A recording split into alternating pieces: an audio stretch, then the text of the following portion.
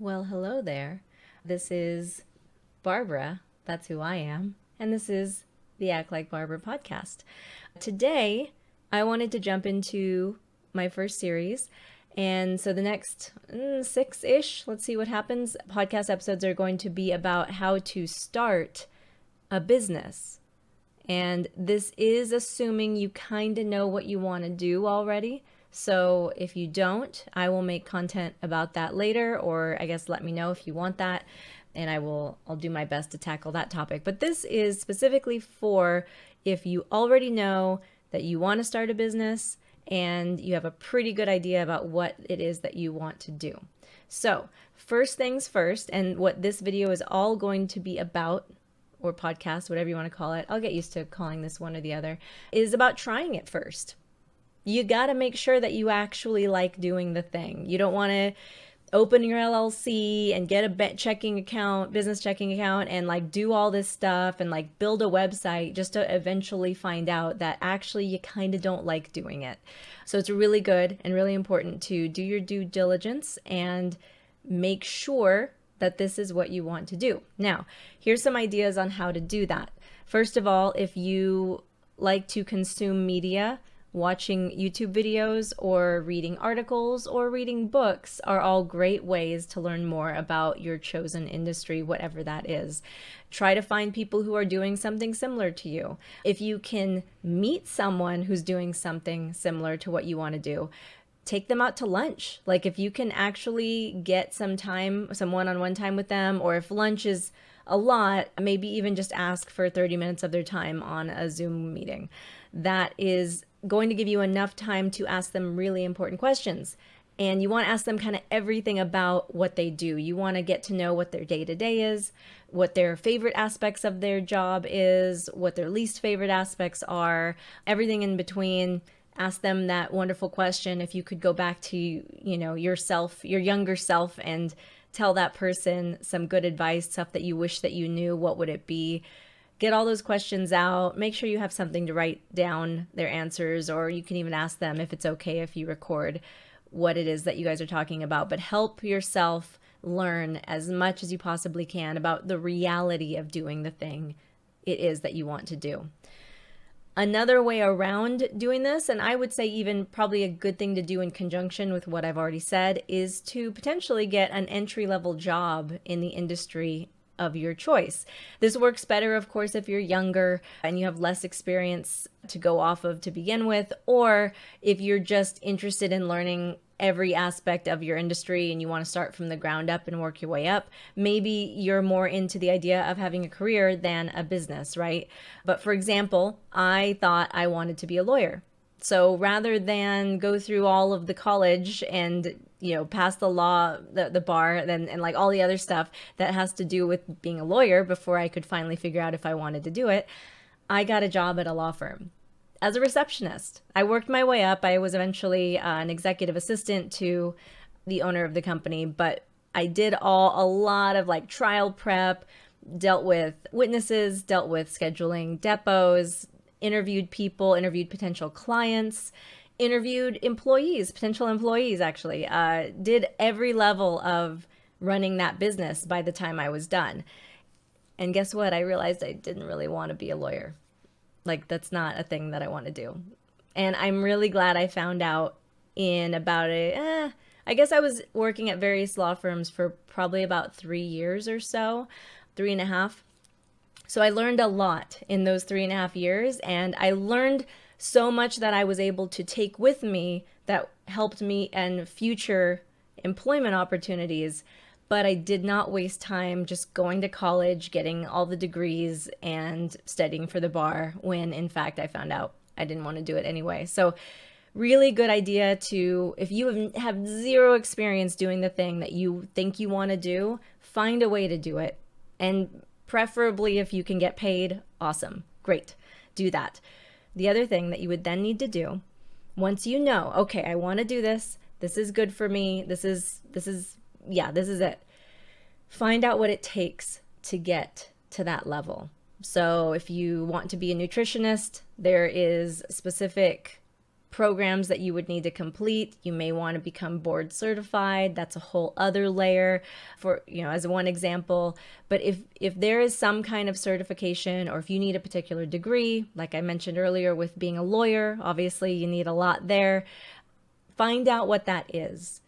And that now should become one of your goals in life, is to accomplish all of those steps towards getting yourself certified or graduated or whatever you need to do in order to do the thing.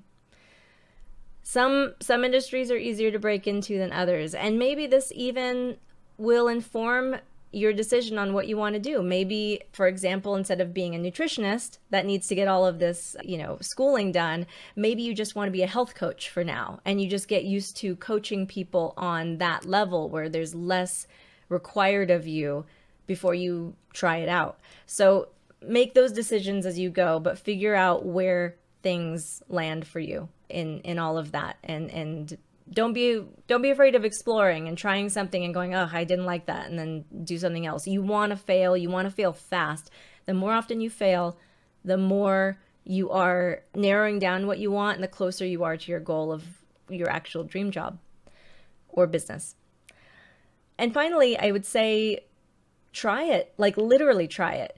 If you can. Kind of depends on what it is that you're doing. If you're a landscaper, like go mow someone's lawn. And you could say like, hey, can you give me $20 to mow your lawn? Like, you can ask for money if you want. You can also just say to your friend like, hey, can I come do this thing for you? Another job that I thought I wanted was to be a professional organizer, because I really love taking a cluttered, messy situation and bringing order to it. I don't know why. It's very gratifying to me. I like to do it every now and then in my own home. Sometimes I'll just get into that mood, and all of a sudden a bunch of stuff is in a trash bag going out the door, and under the cabinet in my bathroom is now all pretty and organized. So that happens in my life. So I thought maybe I want to do this as a job. So there are two friends, moms actually, that I approach. A really easy sell. Hey, can I come organize your pantry for you? Busy mom of multiple children and also pregnant. They were like, yes, please do that. So I didn't charge them. I considered it a gift. And it was fantastic education for me in what that felt like to physically pull all of their items out, get it spread out all over their kitchen, and then systematically put things back in a way that made sense, formulating those systems, all of that. I'm getting into the weeds here, but my point is, it really gave me an idea of what it would be like to actually do that job and do it as a business, even going into someone's home, getting into it, doing the hard work. And I mean, I have to tell you, it was exhausting. It was so tiring to do something like that on your own, especially because it's a bunch of stuff that you are not familiar with because it's not your own stuff. And also it's physically a lot of work. One of the people that I helped, her pantry was huge. So it was a lot. It was a lot of stuff that I had to go through. Check expiration dates, throw out old stuff, clear out clutter, a lot of decisions to be made. And that's also taxing and exhausting. So I actually found out I don't really want to do that as a job. I like doing it as a one-off. I like doing it in my own home, maybe doing it for a friend when the time comes, especially as a gift, because it is a really nice thing to do and to offer to someone. But it's not something I want to do on a day-to-day. Or I suppose if I do it day-to-day, I would want to start off with a team and not do it by myself. So that's why I left that job. But that's what you want to do. You want to go and experience what it is that you want to do in a very low risk, easy situation. Again, it's okay if you don't get paid at first. If you want to ask for some money to do it just to get used to that, I think that's also absolutely fine and acceptable. You may get a couple no's if you do that, which is also fine. Good practice. So, but do what makes you comfortable with the activity itself, and keep in mind that you are learning more about what you want to do. That is valuable. So even if you're not getting paid for what you're doing, at least there's value there in the experience. Of course, you don't want to get stuck just working for your friends or family. Those are not the best clients. Anyone who's in business knows this. You kind of want your friends and family to go work with someone else who does exactly what you do. You want to keep the friends and family relationships kind of separated. But in this first practice area of your life where you're exploring, I think that it's safe to just test it out. They know where you're at. They'll be extra patient with you. So they're a safe place to start. At least your very first client could be a friend, and whatever it takes to get you over that hump of doing it for the first time, you want to just do it. And all of that said, you've done all these steps that I've mentioned and you still love it. That's fantastic. Now you should do the thing. You have hopefully more confidence in your ability to do it, that you want to do it. You want to do it for the long haul. And now you can start to consider the additional steps, setting up your website, getting an LLC, all the other like little things that need to happen after that. Those are going to feel like better, more solid decisions after you've done this homework that I've described in this episode. So consider all of these things. If you are looking for additional reading on this topic, a book that I like to recommend is The E-Myth. That's E-Myth, M-Y-T-H, and E does not stand for electronic like it does everywhere else. It actually stands for entrepreneur. The book goes into some really good detail about what the true difference is between really running a business and just creating a job for yourself. As in, if you think that you can be a dog groomer, and you've been grooming dogs and you love it, okay, I'm going to start my own business doing that. It's not just going and being a dog groomer on your own. Obviously, there's a lot more to running a business. There's the marketing and getting clients. There's buying your own equipment and keeping track of it. There's the inventory of people's information and addresses and all the other things that you need to keep track of, right? So you want to keep that in mind, that even if you love your job that you're doing right now, you may not love the business version of it. So that is another thing to consider. And a book like The E-Myth will kind of help you, walk you through really, truly what that difference is and the pitfalls that can come if you are not aware of those differences. But really, beyond that, any other business book out there would be good for you to read or consume, content like videos and stuff online. This podcast, I hope, will be helpful as well, as to help you narrow all of that stuff down.